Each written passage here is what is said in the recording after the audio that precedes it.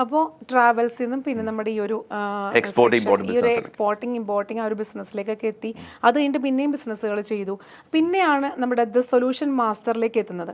അപ്പോൾ എന്താണ് the solution master? Solution master ആ പേരിൽ തന്നെയുണ്ട്, സൊല്യൂഷൻ നൽകുക എന്നുള്ളതാണ്. ഇപ്പൊ ബിസിനസ്സുകാരെ സംബന്ധിച്ചിടത്തോളം അവർക്ക് മോട്ടിവേഷൻ അല്ല, ഡയറക്ഷൻ അല്ല വേണ്ടത്. കാരണം ഡയറക്ഷന് ഒരുപാട് സംവിധാനങ്ങൾ നമ്മുടെ മുമ്പിലുണ്ട്. ഒന്ന് സെർച്ച് ചെയ്ത് കഴിഞ്ഞാൽ എന്തിൻ്റെയും ഡയറക്ഷൻസ് നമുക്ക് കിട്ടാനുണ്ട്. അതുപോലെ തന്നെ മോട്ടിവേഷൻ, എല്ലാവരും ആൾറെഡി മോട്ടിവേറ്റഡ് ആണ്. അപ്പൊ ഇവിടെ വേണ്ടത് കുറെ പ്രശ്നങ്ങളുണ്ട് ബിസിനസ്സുകാർ നേരിടുന്നത്. ആ പ്രശ്നങ്ങൾക്കുള്ള പരിഹാരം കൊടുക്കുക എന്നുള്ളതാണ്. അപ്പോൾ അതാണ് സൊല്യൂഷൻ മാസ്റ്റർ എന്നുള്ളത് ഒരു കോൺസെപ്റ്റ് കൊണ്ടുവരാൻ കാരണം. അപ്പോൾ എല്ലാ ഇൻഡസ്ട്രികളിലും ഒരുപാട് വ്യത്യസ്ത പ്രശ്നങ്ങൾ ഫേസ് ചെയ്തുകൊണ്ടിരിക്കുന്നുണ്ട്. അതിന്റെ സൊല്യൂഷൻ കൊടുക്കുക. ഈ സൊല്യൂഷൻ കൊടുക്കാൻ എന്നെ പ്രേരിപ്പിച്ചത്, ഒരു കാലത്ത് ബിസിനസ്സിൽ ഞാൻ നേരിട്ട പ്രശ്നങ്ങൾക്ക് പരിഹാരം തേടി ഒരുപാട് നടന്നിട്ടുണ്ട്. പക്ഷെ പലപ്പോഴും പരിഹാരം കിട്ടാത്തതിന്റെ പേരിൽ ഒരുപാട് ഡിലേ ആയിട്ട് ഒരുപാട് നഷ്ടങ്ങൾ വന്നിട്ടുണ്ട്. അപ്പൊ ഇതുകൊണ്ട് തന്നെ ഒരു സൊല്യൂഷൻ കൊടുക്കുന്ന ഒരു സംവിധാനം പലയിടത്തും കിട്ടാനില്ല. കാരണം ബിസിനസ്സുകാർക്ക് സൊല്യൂഷൻ കൊടുക്കുന്ന സംവിധാനം ഇത് മാർക്കറ്റിൽ ഒരു ഗ്യാപ്പ് തന്നെയാണ്. അതിനെ റിയലൈസ് ചെയ്തിട്ടാണ് ഈ സൊല്യൂഷൻ മാസ്റ്റർ എന്ന് പറയുന്ന ഒരു സംവിധാനം 2015 മുതൽ നമ്മൾ സ്റ്റാർട്ട് ചെയ്യുകയും ഇപ്പോൾ ഈ 9 വർഷക്കാലം കണ്ടിന്യൂസ് ആയിട്ട് ഒരു 30 രാജ്യങ്ങളിൽ പോയിട്ട് 2 ലക്ഷം ബിസിനസ് ഓണേഴ്സിന് വ്യത്യസ്തമായ സൊല്യൂഷൻസ് കൊടുക്കുവാനും ഒരുപാട് സക്സസ്ഫുൾ ആയിട്ടുള്ള വലിയൊരു കമ്മ്യൂണിറ്റി, മലയാളി കമ്മ്യൂണിറ്റി ഡെവലപ്പ് ചെയ്യുവാനും സാധിച്ചിട്ടുണ്ട് എന്നുള്ളതാണ്. അതായത് ദ സൊല്യൂഷൻ മാസ്റ്റർ എന്ന് പറയുന്നത് എന്തൊരു കോൺഫ്ലിക്റ്റ് ഉണ്ടായാലും, അല്ലെങ്കിൽ കൺഫ്യൂഷൻ ഉണ്ടായാലും, അല്ലെങ്കിൽ പ്രോബ്ലം ഉണ്ടായാലും, ഇഷ്യൂസ് ഉണ്ടായാലും നമുക്ക് ധൈര്യത്തോടെ സാറിന് നമുക്ക് അപ്രോച്ച് ചെയ്യാം അല്ലേ? ദ സൊല്യൂഷൻ മാസ്റ്ററിലേക്ക് വരാനുള്ള ഒരു ഇൻസിഡന്റ് അല്ലെങ്കിൽ ആ ഒരു പോയിന്റ് എന്തായിരുന്നു? മെയിൻ ആയിട്ടുള്ള പോയിന്റ്, ഒന്നാമത് എൻ്റെ ലൈഫിൽ എനിക്ക് കിട്ടിയ എക്സ്പീരിയൻസുകളാണ്. കാരണം ഞാൻ ഏറ്റവും കൂടുതൽ ഫേസ് ചെയ്തിട്ടുള്ളത് പ്രശ്നങ്ങളെയാണ്. കാരണം ക്യാപിറ്റൽ ഇല്ലാതെ, കൂടുതൽ എക്സ്പീരിയൻസ് ഇല്ലാതെ, ബാക്ക്ഗ്രൗണ്ടിൽ ബിസിനസ് എക്സ്പീരിയൻസ് ഒന്നും ഇല്ലാതെ ഇറങ്ങിയ ഒരാളാണ്. അപ്പോൾ ഒരുപാട് ഫെയിലിയർ ആവാനുള്ള അവസരം കിട്ടിയിട്ടുണ്ട് എന്നുള്ളതാണ്. ഞാൻ എപ്പോഴും എന്നെ കുറിച്ച് പറയുന്നത് മാസ്റ്റർ ഓഫ് ഫെയിലിയർ എന്നാ പറയാ. ബിസിനസ്സിൽ ഒരുപാട് ഫെയിലിയർ സംഭവിച്ചിട്ടുണ്ട്. ആ ഫെയിലിയറിൽ നിന്ന് എനിക്ക് കിട്ടിയ ഒരുപാട് കാര്യങ്ങളുണ്ട്, വിസ്ഡം ഉണ്ട്. അത് ഒരു സൊല്യൂഷൻസ് ആണ്. പല ആൾക്കാരും ഈ പ്രശ്നങ്ങളിലൂടെയാണ് പല ബിസിനസ്സുകാരും കടന്നു പോകും. അപ്പോൾ എൻ്റെ അടുത്തുള്ള ഈ സൊല്യൂഷൻസ് മറ്റുള്ളവർക്ക് കൊടുക്കാൻ പറ്റുവാണെങ്കിൽ അത് വലിയൊരു കാര്യമാണെന്ന് ചിന്തിച്ചു.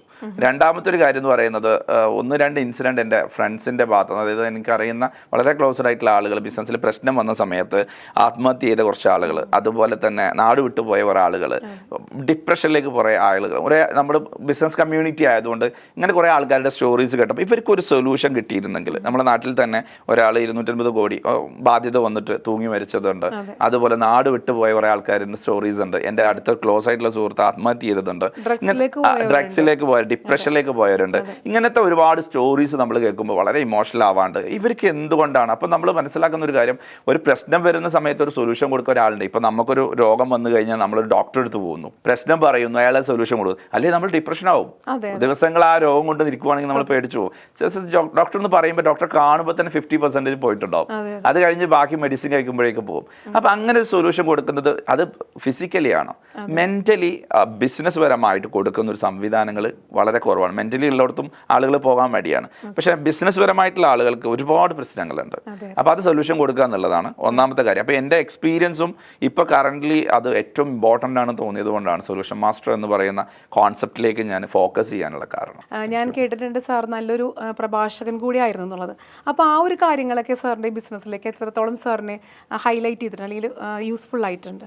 അതിൽ പ്രധാനമായിട്ട് ഒരു കാര്യം പറയാനുള്ളത്, ഞാൻ സ്വപ്നം കണ്ടതുപോലെ തന്നെ ഇപ്പോൾ എൻ്റെ മദർ വളരെ വലിയൊരു ഡ്രീമറാണ്. അത് മക്കളെ കുറിച്ച് വലിയ സ്വപ്നങ്ങൾ എല്ലാ പാരൻസിനും ഉണ്ടാവും. പക്ഷെ എൻ്റെ ഉമ്മ ഒന്നുകൂടി വലിയ തരത്തിൽ ഡ്രീം ചെയ്യുന്ന ഒരാളായിരുന്നു. അപ്പോൾ എന്നെ എപ്പോഴും ഡ്രീം ചെയ്തിട്ടുണ്ടായിരുന്നു, ഞാൻ വലിയ പ്രഭാഷകനാവണം എന്നുള്ള ആഗ്രഹമായിരുന്നു.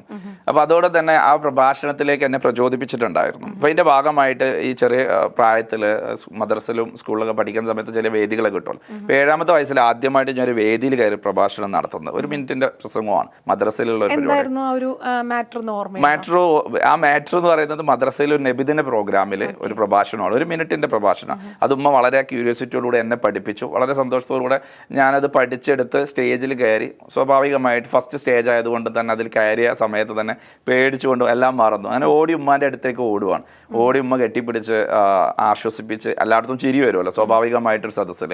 അതാണ് എൻ്റെ ഒരു പ്രഭാഷണത്തിലുള്ള എക്സ്പീരിയൻസ്. അത് കഴിഞ്ഞിട്ട് ഉമ്മ പറഞ്ഞൊരു വാക്ക് മേ ബി എൻ്റെ മനസ്സിൽ തറച്ചതായിരിക്കാം, നീ വലിയൊരു പ്രഭാഷകനാകുമെന്ന് പറഞ്ഞ്.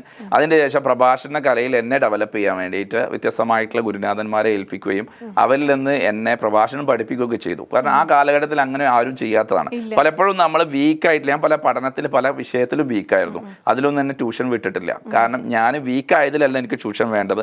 എനിക്ക് സ്ട്രെങ്ത് ഉള്ളതിൽ, എനിക്ക് പാഷൻ ഉള്ളതിലും എൻ്റെ ഡ്രീമിലുമാണ് ട്യൂഷൻ വേണ്ടതെന്ന് എൻ്റെ മദർ തിരിച്ചറിഞ്ഞുകൊണ്ടായിരിക്കാം ആ ഒരു ട്യൂഷനിലൂടെ ഞാൻ വ്യത്യസ്തമായ അധ്യാപകരിലൂടെ പ്രഭാഷണത്തിൻ്റെ പല മേഖലകളും പഠിച്ച് അവിടെ നിന്ന് അങ്ങോട്ട് 37ാമത്തെ വയസ്സായപ്പോഴേക്ക് ലോകത്തിലെ ഏറ്റവും കൂടുതൽ സമയം പ്രസംഗിച്ചതിന് ഗിന്നസ് വേൾഡ് റെക്കോർഡ്, അതായത് കണ്ടിന്യൂസ് ആയിട്ട് 4 day 3 night without sleep without food 73.15 hours continuous ആയിട്ട് സംസാരിച്ച് 2021 ഒക്ടോബർ 17 ഗിന്നസ് വേൾഡ് റെക്കോർഡ് കരസ്ഥമാക്കി. അതിൻ്റെ സർട്ടിഫിക്കറ്റും കൊണ്ട് എൻ്റെ മദറിൻ്റെ കയ്യിൽ കൊടുക്കാൻ പറ്റി.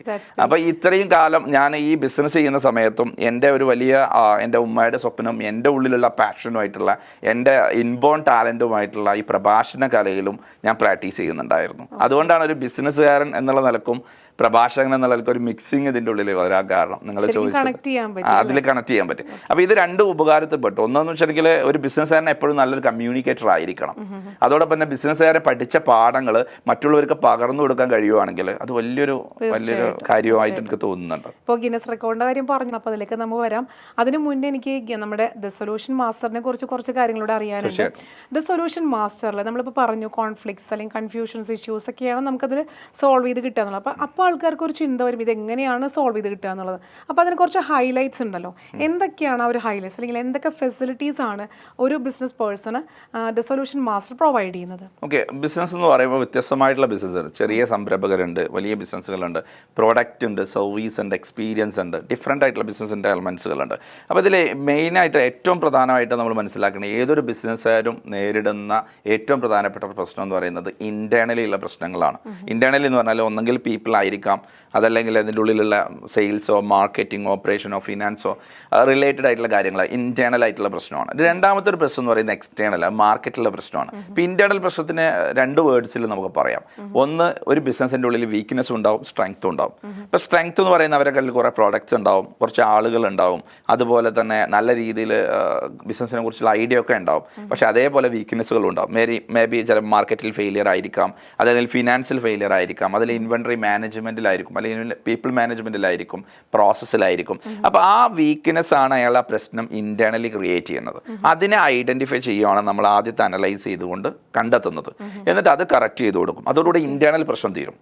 എക്സ്റ്റേണൽ പ്രശ്നം എന്ന് പറയുന്നത് മാർക്കറ്റിൽ എപ്പോഴും ഓപ്പർച്യൂണിറ്റീസ് ഉണ്ടാവും, പക്ഷേ അതേപോലെ ത്രെഡ്സും ഉണ്ടാവും.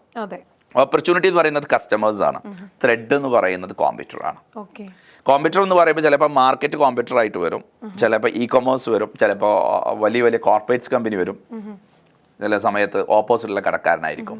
ഈ കോമ്പറ്റീറ്ററെ മറികടന്നുകൊണ്ട് ഈ ഓപ്പർച്യൂണിറ്റി എന്ന് പറയുന്ന കസ്റ്റമേഴ്സിനെ ക്യാപ്ചർ ചെയ്യാൻ സഹായിക്കുക എന്നുള്ളതാണ് അവിടെയുള്ള പ്രശ്നം തീർക്കുക എന്നുള്ളത്. അപ്പോൾ മാർക്കറ്റിൽ അവർക്ക് ഹൈലൈറ്റിംഗ് ആണ്, ചിലപ്പോൾ യുണീക്ക്നെസ് കൊണ്ടുവരേണ്ടി വരും, മാർക്കറ്റിൽ സ്ട്രാറ്റജി ക്രിയേറ്റ് ചെയ്യേണ്ടി വരും. സാധാരണ ഇതിലൊരു പ്രശ്നം വന്നാൽ എന്താ ചെയ്യാന്ന് പറയുമോ, ബിസിനസ്സുകാർ ഒന്ന് ഇൻഫ്ര ഒന്ന് ഡെവലപ്പ് ചെയ്യും, ഒന്ന് കടയൊക്കെ ഒന്ന് നന്നാക്കി എടുക്കും, അതുകൊണ്ട് പ്രശ്നം തീരില്ല. 2, ഒരാൾക്ക് രോഗം വന്നു കഴിഞ്ഞാൽ ഡ്രസ്സ് മാറ്റുന്നത് പോലെ ആയിരിക്കും.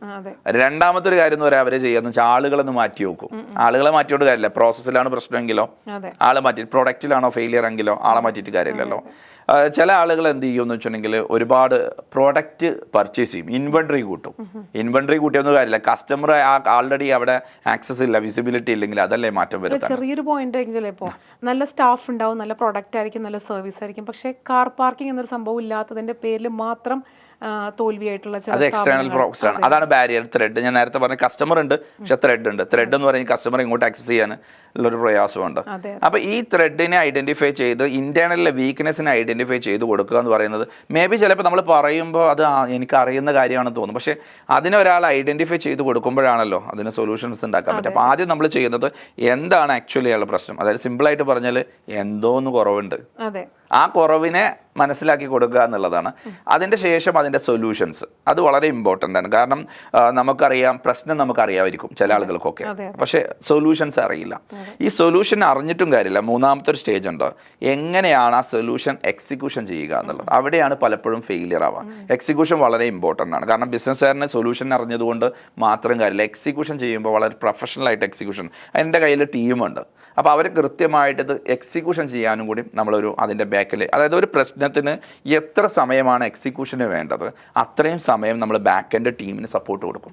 പലപ്പോഴും ഇങ്ങനത്തെ കൺസൾട്ടിങ് കമ്പനികളൊക്കെ ചെയ്യുന്ന ഒരു കാര്യം എന്ന് പറയുന്നത് പ്രശ്നം ഐഡന്റിഫൈ ചെയ്ത് സൊല്യൂഷൻ കൊടുക്കും. ആ സൊല്യൂഷൻ കൊണ്ട് അയാൾ പോകും, അയാൾ ചെയ്യില്ല.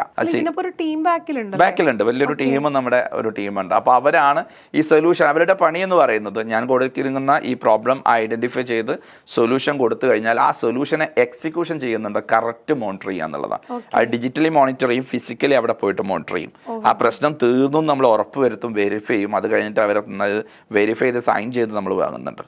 ഓക്കെ, അത്രത്തോളം പ്രോസസ്സ് നമുക്ക് ചെയ്തു കൊടുക്കുന്നത്. ഒരു കൺഫ്യൂഷൻ അല്ലെങ്കിൽ കോൺഫ്ലിക്റ്റ് ഉണ്ടായിട്ടുണ്ടെങ്കിൽ അത് പറഞ്ഞു കൊടുക്കും, അതിനുള്ള സൊല്യൂഷൻ പറഞ്ഞു കൊടുക്കും. മാത്രമല്ല അത് എക്സിക്യൂട്ട് ചെയ്യാനായിട്ടുള്ള എല്ലാ ഒരു സംഭവങ്ങളും സംവിധാനങ്ങളും ഏർപ്പെടുത്തിയിട്ടാണ് ദ സൊല്യൂഷൻ മാസ്റ്റർ ഒരു പ്രോബ്ലത്തിനെ ഒരു ബിസിനസ് മാന് സോൾവ് ചെയ്ത് കൊടുക്കുന്നത്, അല്ലേ?